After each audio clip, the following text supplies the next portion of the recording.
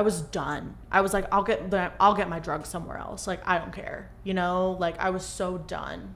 And so I just remember screaming at the top of my lungs, and I was just like, get the fuck off of me. Like, get off. And I was like, if you don't get your fucking hands off me right now, I'm going to call the police and you're going to go to fucking jail.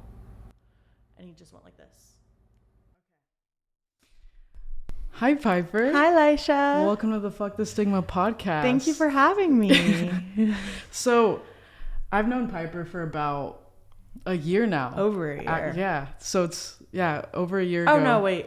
A year. Because you were in your clean date's August 1st. So it was like September 14th is when I got to Stairways. Yeah. So a year. So Piper was my first roommate in a sober living, which I'm actively still in. So I've known Piper for a little bit. And yeah.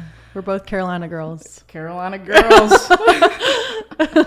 So, what does fuck the stigma mean to you? I feel like addicts, there is such a like cliche or stereotype that, you know, addicts are like these horrible people. They're dumb. They just can't get it right. Like they just fuck up. And, you know, that's not the case at all. Addicts are some of the most smart people. We're very adaptable, very resourceful. And like addicts are so smart, you know, and we just have a drug problem. We just have a drug problem, you know, or an alcohol or whatever your thing is, you know, but like this podcast is dope and like fuck the stigma, like fuck the stigma around addicts and like fuck everyone who judges us, you know? Fuck yeah. Because fuck them. Fuck them. So we've known each other about a year now, and you kind of like separated away from like the community that we're in, because I heard you relapsed. Yes. So what's going on with that? So I had 13 months clean. My drug of choice is fentanyl. That's kind of what took me out, and brought me to the rooms. But I was an addict long before I ever touched fentanyl. So yeah, I am originally from Charlotte, North Carolina, grew up there most of my life. And I came out to California to get clean and sober. And I was good for like 13 months. I was in sober living, great community, great program. I was on it. And then like I moved out of sober living, and those thoughts start to enter, you know, and when you're kind of on your own, well, when you are on your own in the real world, you know, like you have no one holding you accountable but yourself, you know, and I couldn't hold myself. That's the scary part about leaving sober living. It's so scary, you know, because you have that safety net, you know, and it's like you're just constantly pushing accountability on you. Like I'm not getting drug tested any week anymore. I'm not getting breathalyzed every night, you know, and I was fine at first and I was good. And then I stopped coming around my community. I stopped going to meetings. I, you know, lost contact with people, and I ended up smoking weed, and I lied to everyone in my community for 2 months. So you started isolating a little bit. Yes. Kind of just isolation. You said 2 months before you told anybody. How come? Because I felt, around relapsing, there's the stigma. Yeah, there is a stigma in the community with relapsing. Yeah, like, you know, and I feel like so many people feel like this. It's so hard to get honest because you feel like those feelings of guilt and shame, and like I literally felt like I was like Hannah Montana. Okay. I was getting the best of both worlds. You know? Yeah, the best of both worlds. So I was like living this double life, you know, and it wasn't it anymore. So you were just scared of coming clean about like having smoked weed or whatever it was. So I felt like since I got a year and I took a cake, I felt like there was this high expectation of me. Yeah, like, oh, she has it now. Yeah. And I'm not going to lie, I kind of felt like that too, you know? I was kind of like, okay, like I got a year, you know, I've done everything right, you know. You're like, now time to sit back. Yeah. But it's not like that at all. It's not like that at all. Like your recovery is 24/7. And it's more than just like, definitely more than just going to meetings, more than a 12-step program. It's just like a lifestyle. It is a lifestyle. It is. It's like a diet, you know? It is. It's like a diet from drugs, you know?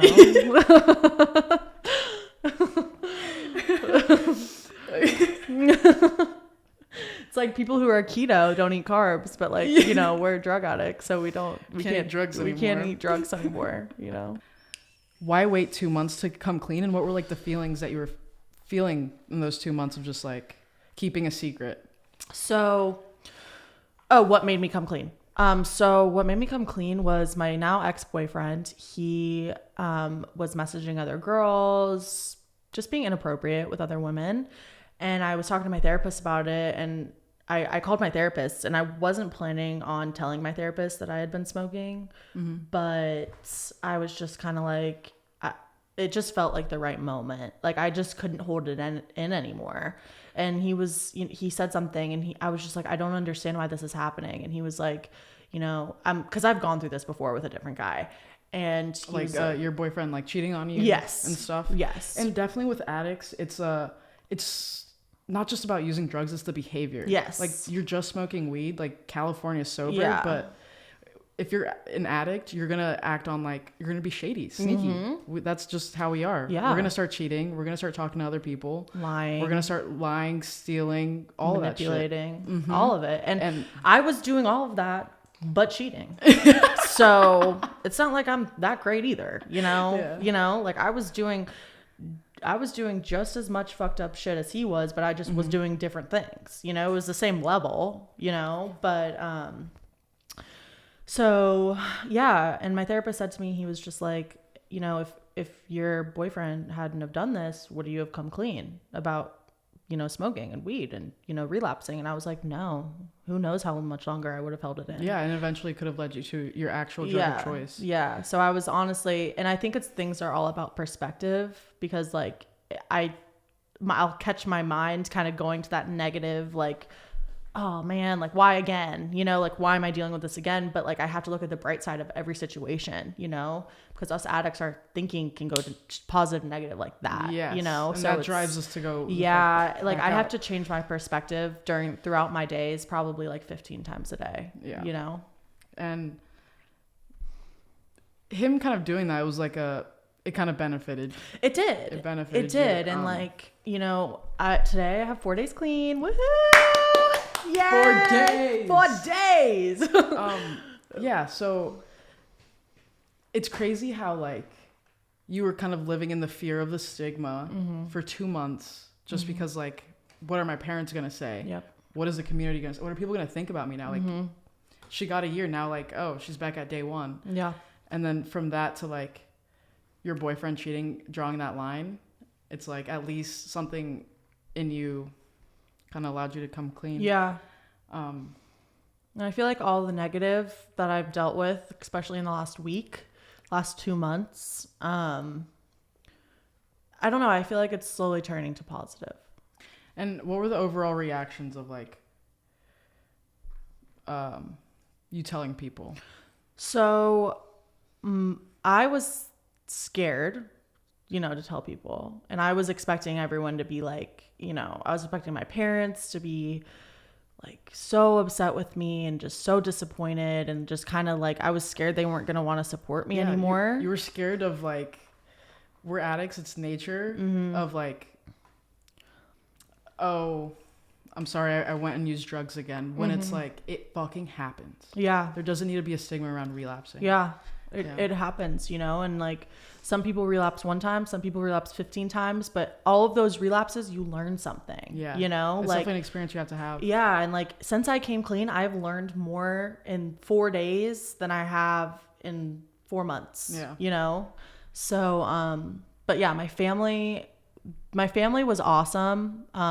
They were so supportive. Like, I have the best family that like I could ask for in this situation. Just so supportive. Just wanting me to get back on it, you know, get back on the wagon, you know. Friends, the community, amazing. I mean, everyone was so welcoming, and like my mind was telling me like, everyone's gonna hate you, like they're gonna yell at you, like they're gonna shame you, shun you for being an addict. And then my sponsor said to me, Piper, we don't shoot our wounded. And that was like, wow, you know. I definitely think it's our preconceptions of like being a disappointment. Yeah. I don't want to do that anymore. And like, obviously it is disappointing to people. I know my parents were and are disappointed, you know, but they're just happy that their daughter's alive. You know, that's all they can ask, and that she's trying, you know. What about, did you experience stigma with your family, like overall, like say with your lifestyle, figuring out like you had to go to treatment or so whatnot? I come from a family, you know, there's definitely addiction in my family. It goes back who knows how long, you know, especially on my mom's side. Like my mom's mom was a raging alcoholic party girl, you know, and you know, my aunt and, you know, just so many people in my family are sober and have, like, my aunt has like 40 years clean. Yeah. For me, I it was really weird figuring out I was an addict. I have that assumption of like, oh, it's a homeless person on the street asking for drugs. Yeah. But I didn't have any.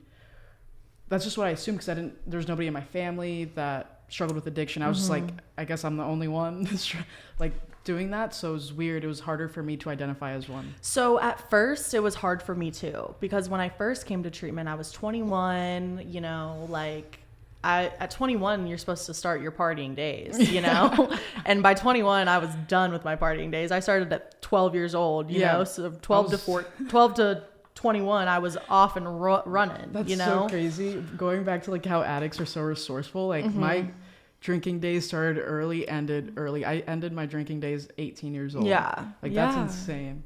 Like we're so young, but I feel like it's a beautiful thing that we have the opportunity to do this so young, you know? So for me, it was hard to identify as an addict too.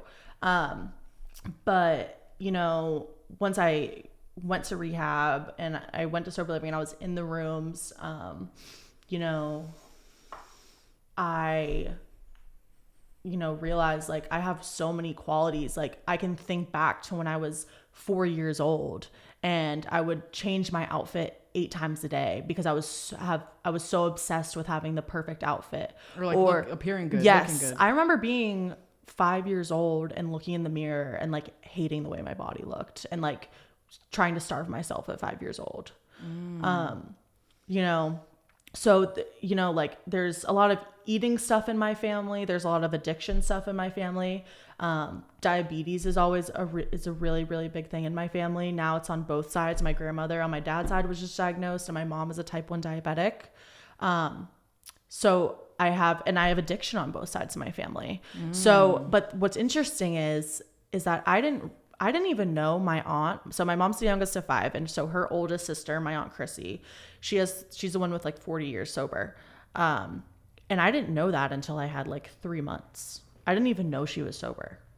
I had no idea. Like my family just didn't talk about it. And like, that's something that's like really amazing. And like, it's fucking impressive. Yeah. And like, I had no idea, you know, that she was sober for this long. And like, I've known her my whole life. I've been close to her forever, you know? Yeah. And so, you know, with addiction running in my family, you know, the stigma, you know, is going to be my mom told me when I first went to treatment that she had a feeling all of her life that one of her kids was going to be an addict. Just because it's so prevalent in our family.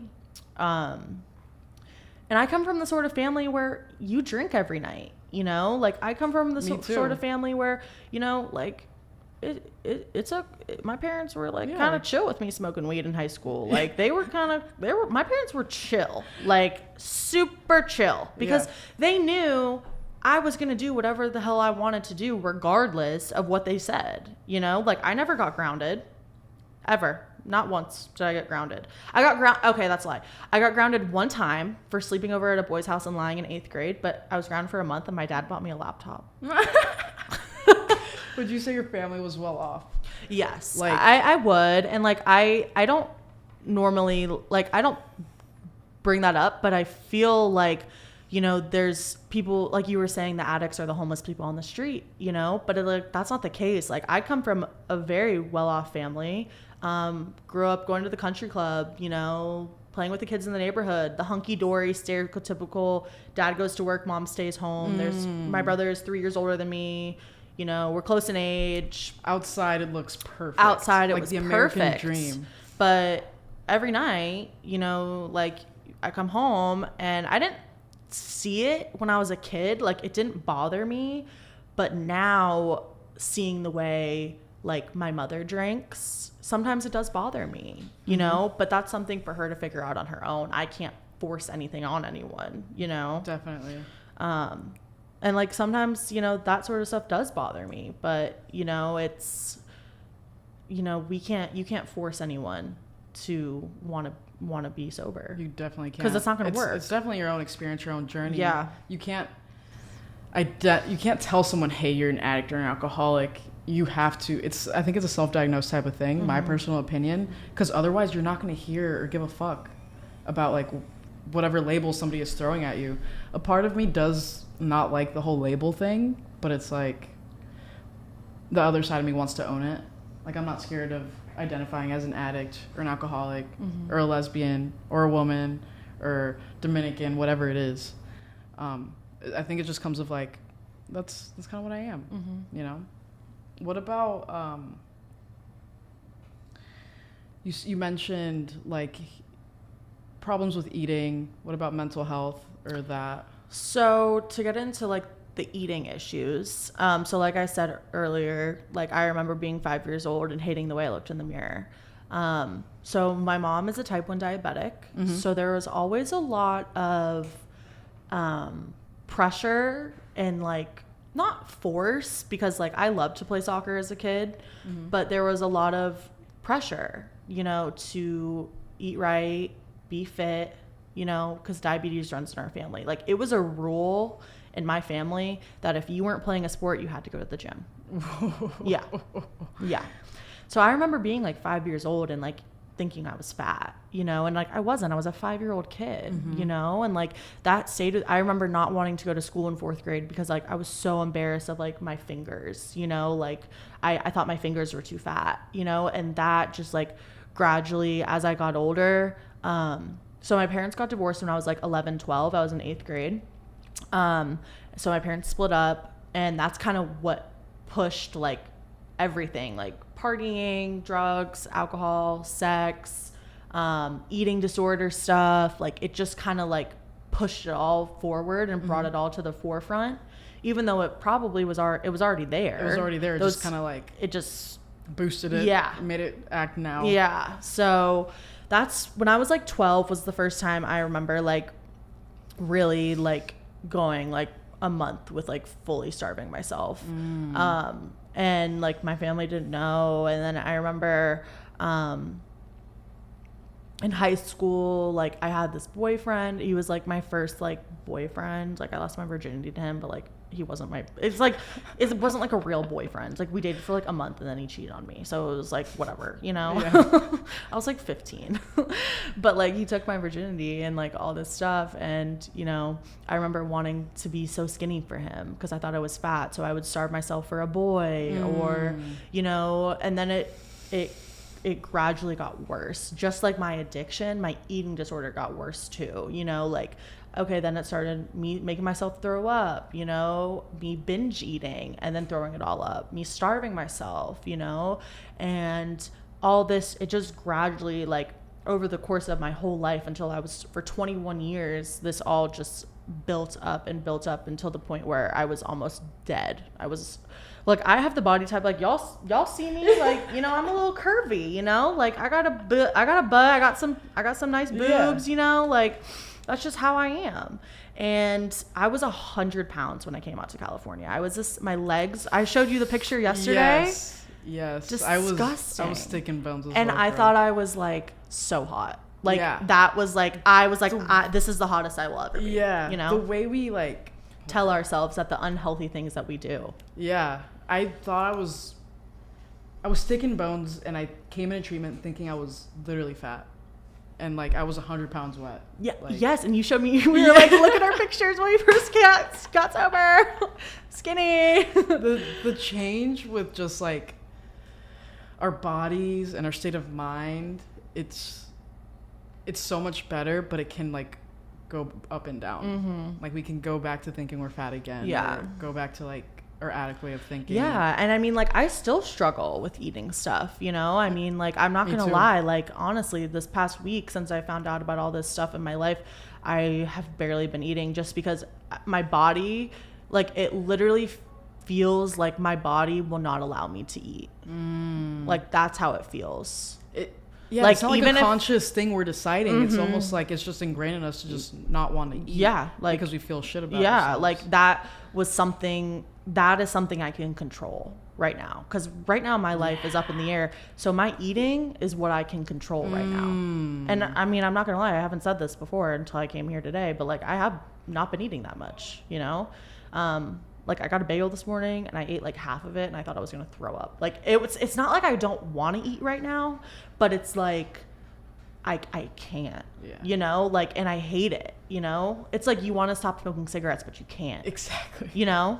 Have you talked to your therapist about it? Yeah. And have you been diagnosed? Yes. So I've been diagnosed with anorexia, bulimia, binge eating, purging. I've been diagnosed with it all. You also talked about mental health stuff. I've been diagnosed. I have anxiety, depression, which I take meds for. And then I take a mood stabilizer. So I'm like, I haven't been diagnosed as bipolar, but I have bipolar tendencies. My therapist, like, I literally was like, dude, I think I'm bipolar. And he was like, I don't think you're bipolar. Like, I've done these. Yes, I'm a hypochondriac. So like, I think I'm always, but like, I do take a mood stabilizer that bipolar people do take. So, but I'm like, I like to say I'm like half bipolar. I'm like tripolar. You know? Do not self-diagnose. Don't do that. So yeah, but I mean, I've struggled. The first time I really felt like prominent mental health issues was when my parents got divorced, just because my parents' divorce was really messy. That's when you noticed it? Yes. So that's the first time I know in my life I truly felt like depression. It was probably, I mean, other than when I was, you know, right before I came out to California, when my parents got divorced when I was like 12 and when I was 21, those were the most I was ever depressed in my life.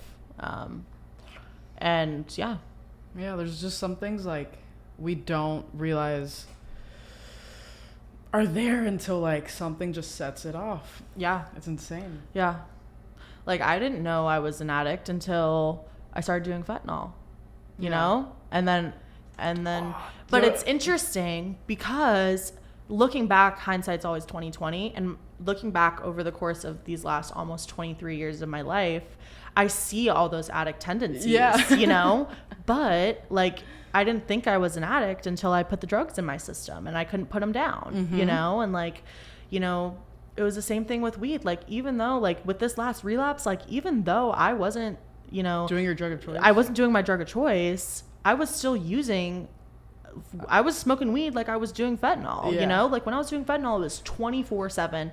Felt like I couldn't go a moment without it. Same thing with weed, you know? Like, I told myself at the beginning, like, okay, I'm only going to smoke after work. Like, I can be California sober, you know? And, you know? And so I told myself, okay, I'm only going to smoke after work. I got this. I can handle it. Yeah, we can do it. We can do it. We can control our disease. That is what we can do.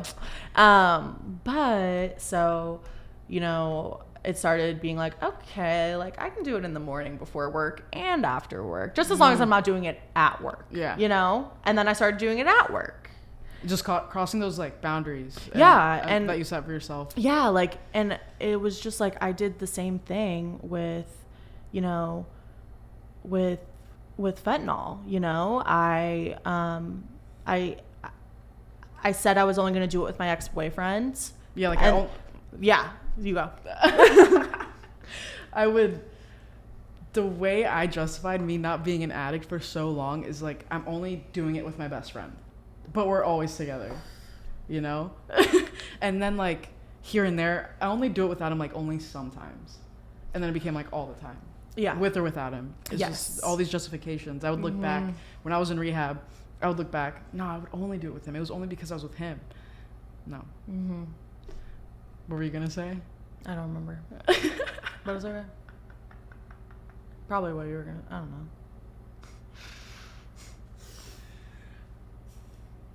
I'm trying to remember.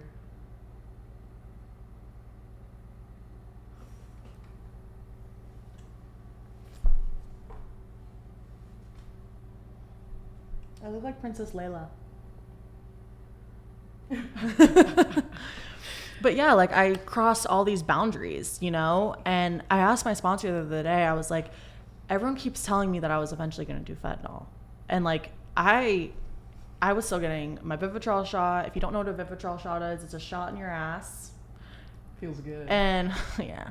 And it's a shot in your ass and it blocks opiates and alcohol. So I was like, oh, I'm still getting my Vivitrol shot. Like, I'm not going to do fentanyl. But I asked my sponsor, I'm like, why does everyone keep telling me I was eventually going to do fentanyl? And she, just like how I explained to you, how I crossed all those boundaries with myself, like I would have crossed that boundary. Maybe it would have taken a month. Maybe it would have taken 3 months, a year, who knows, 2 years, but it was going to happen because just like before, when the weed wasn't enough, the first time I did fentanyl, it was going to be the same sort of thing. Yeah, exactly. You know? Have you, I wanted to ask you if you've experienced like any type of abuse. Yes. So I dated when I was 16 years old. I started dating a guy, and he was a drug dealer. And of course, those are the best boyfriends. Those are the best. And like biggest red flag. It's so funny how like looking back, how like stupid I was. You find that so attractive. So attractive. Oh my God, and like now, if I was with like if I met a guy and he was like selling weed out of the trunk of his friend's car, I would have been like, ew, like what are you doing with yourself, you know? But like I was 16 and I was so curious about all that. Want to know what's kind of, I just realized this. Now we're looking back and stigmatizing the drug dealers. Yeah. We Look are. at that. We are. We're literally on a podcast called Fuck the Stigma, and we're stigmatizing drug dealers. So it's a nonstop cycle of it stigma. It is. It doesn't stop. And like, it all starts with that, like, oh, that's what I'm doing. Mm-hmm. I'm stigmatizing this and that. But anywho, go on. So, you know, I mean, at first he was a good guy, you know? And then about a year and a half into a relationship, he brought around pills for the first time. That's when we started doing fentanyl. And then when we started doing fentanyl, everything started changing. He got really angry and abusive. Abusive how so? So he was very manipulative. He was very physically abusive. I remember one time I was sucking his dick and I didn't seem into it enough. So he pushed me off of him and he just started going in. What? Yeah. Oh my God. Yeah. Like, because I wasn't into it enough. Like, okay, sorry. What do you want me to do? Fake it like a porn star. Like, what am I supposed to do? No hate to porn stars. We love porn stars. We actually love porn stars. We were watching porn just before this. Yes.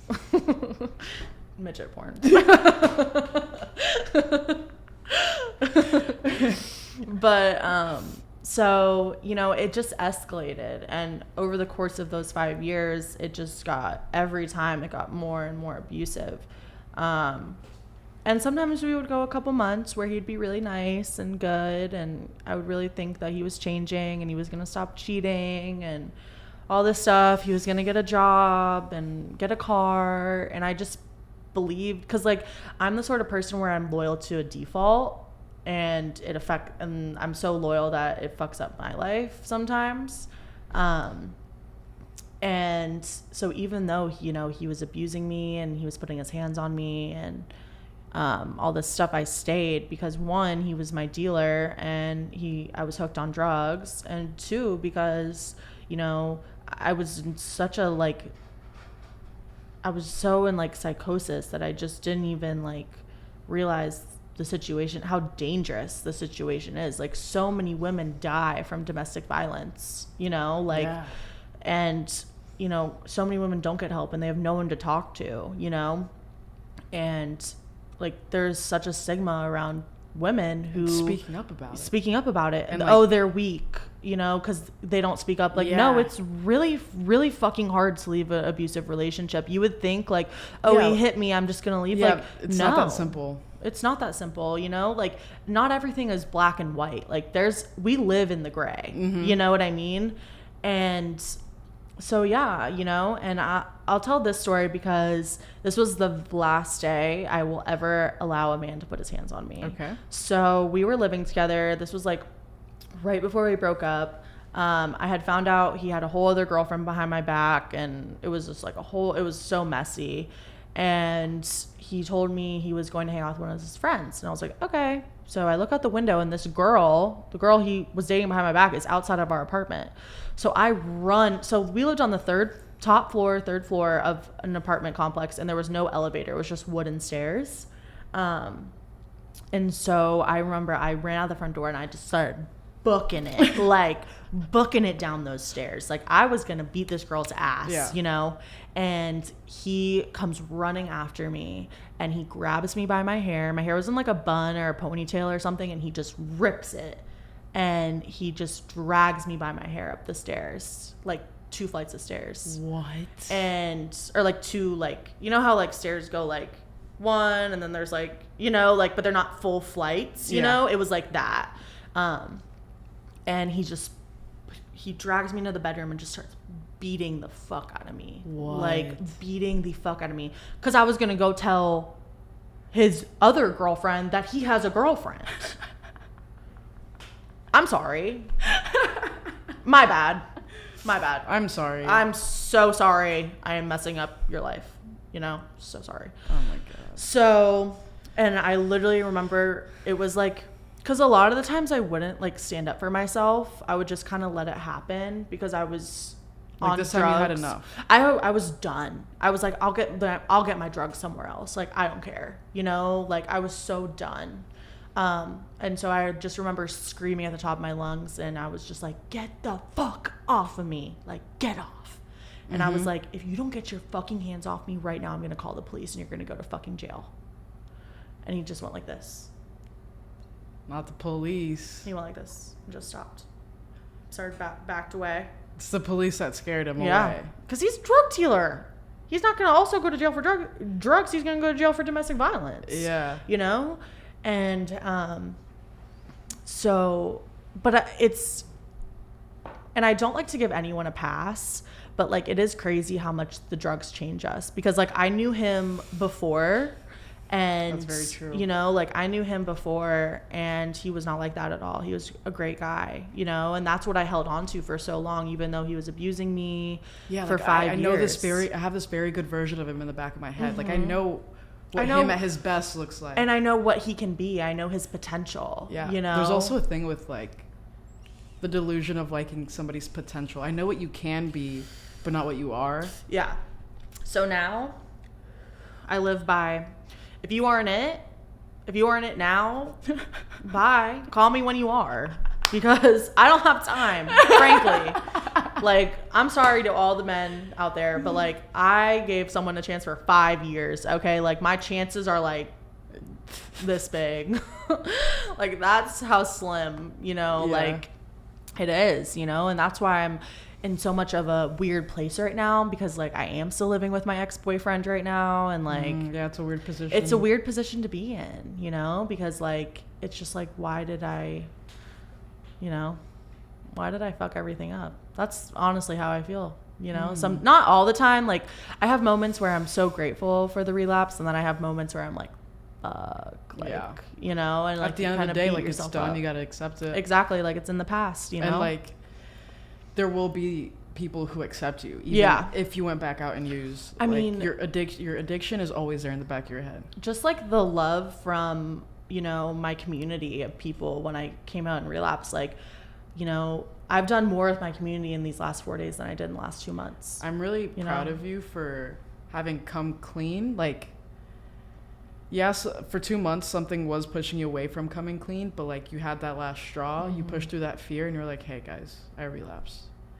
And it happens. I'm really proud of you.